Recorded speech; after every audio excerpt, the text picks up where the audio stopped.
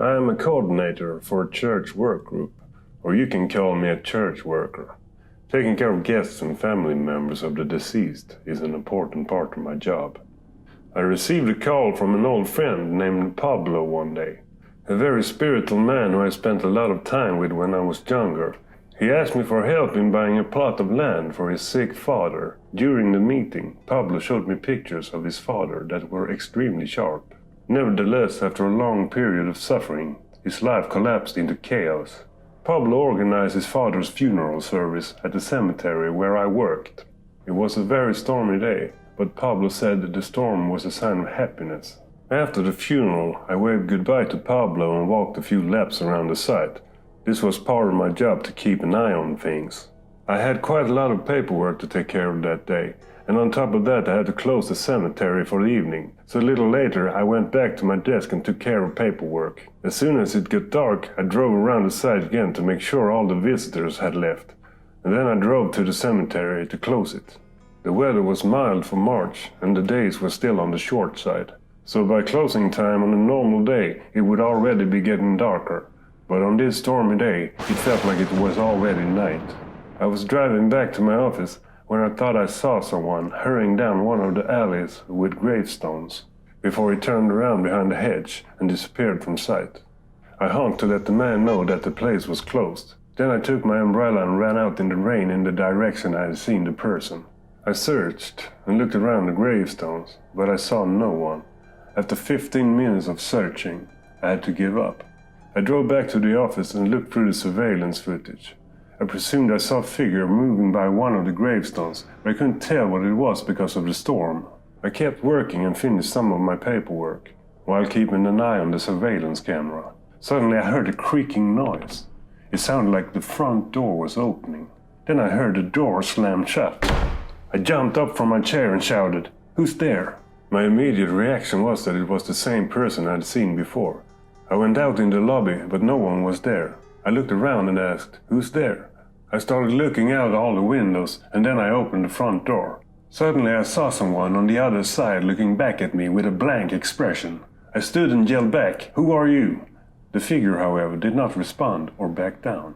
I took a closer look and realized that I recognized the man. In my mind, it reminded me exactly of the pictures Pablo had shown me of his father. I panicked and closed the door with my heart in my throat. I took a deep breath and then decided to go out and look again.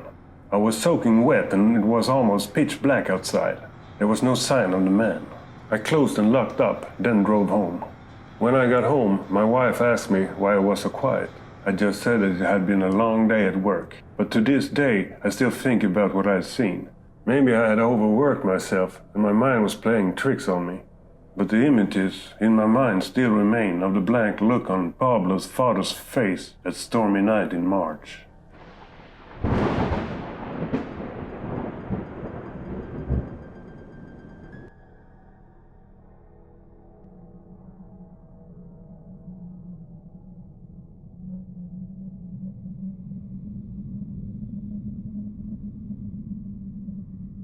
My name is Sam.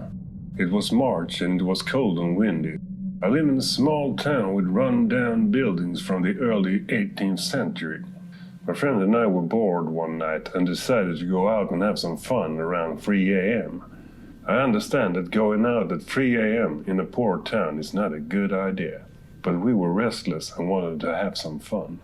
We were sick of driving around blasting music. We're both huge metalheads, and we had our own band at the time. So we decided that strolling through a cemetery would be fun and exciting. A large cemetery is located in town behind the old town square. We chose to go to the cemetery's older part. This section of the cemetery is completely separated from the rest of the newer cemetery. We walked around the cemetery trying to read the old moss-covered graves. I know that taking pictures might seem disrespectful, but these were graves from at least a century ago. So no one alive would be bothered by it, and I'm sure the people in the graves didn't mind at all.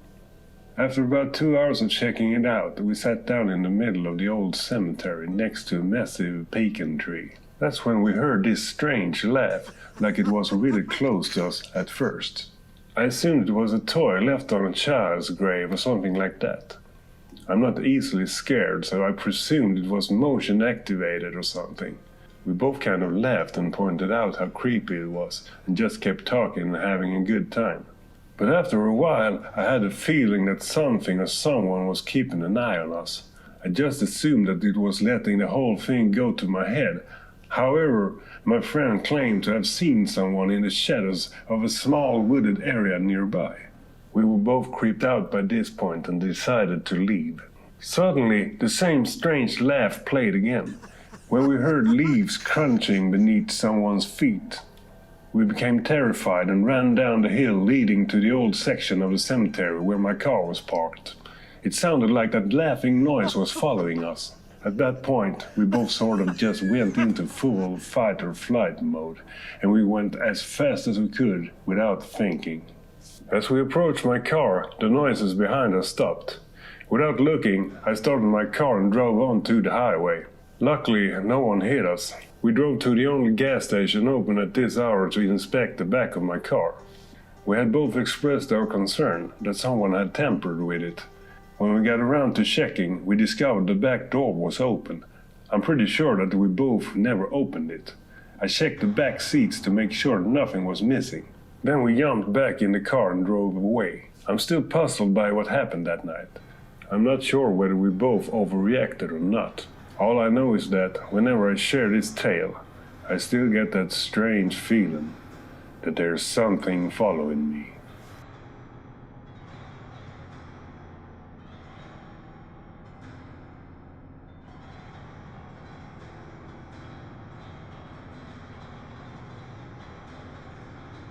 I was 18. My friend Paul was a weird kid. He wasn't retarded, he was just misunderstood. He came over to hang out in our basement one time. I remember he had a beer bottle in his hand, and I was eating potato chips. When he said we should check out that creepy little cemetery across town, it was the most random idea ever. I don't know if one should even call it a regular cemetery. It's just a small plot of land with maybe 50 tombstones at most. The tombstones were very primitive looking, and whenever we passed by, there were no signs of anyone having visited within the last decade. The site probably dated back centuries, and it had a very creepy vibe to it. It wasn't easy to convince me, but Paul was able to persuade me to check it out as well. It was strangely a very cloudy, dark day. When we got close to the cemetery, we drove a few hundred feet down the road, got out and cut through the woods so that any passing traffic wouldn't see us entering the small cemetery. It was simply to hop the fence in the woods. It was only a 3 or 4 foot fence. Paul took the lead on this because it was primarily his venture. We looked at the old outdated tombstones. They all seemed to be from the 19th century, and the writing on some of them was hard to read at that point.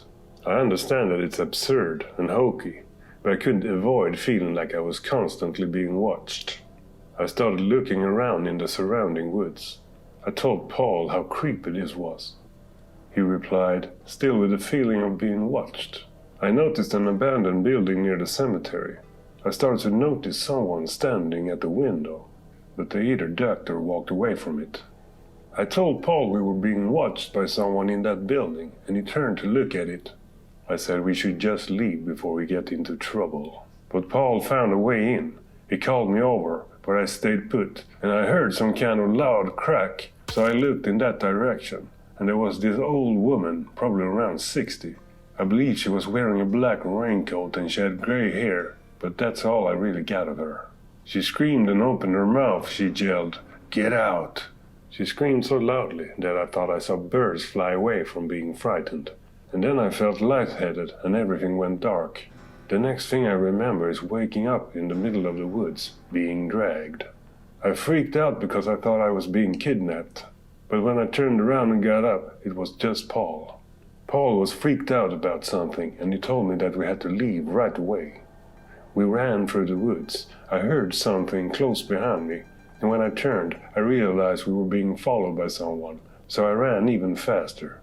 We finally made it out of the woods. When Paul was inside that abandoned building, he found a sigil of Baphomet painted on the wood floor, which is basically the sign of Satan. A swarm of strange dolls with buttons for eyes guarded it. Paul didn't get to see anything else in the building, because he heard the old woman scream at me outside. He came running to find me passed out, and he saw the old woman slowly walking over to me. He started to drag me away from the old woman. That's when I came back to consciousness. I had only fainted one time in my life, and it was at that moment. At a graveyard with some kind of satanic ritual building right next to me.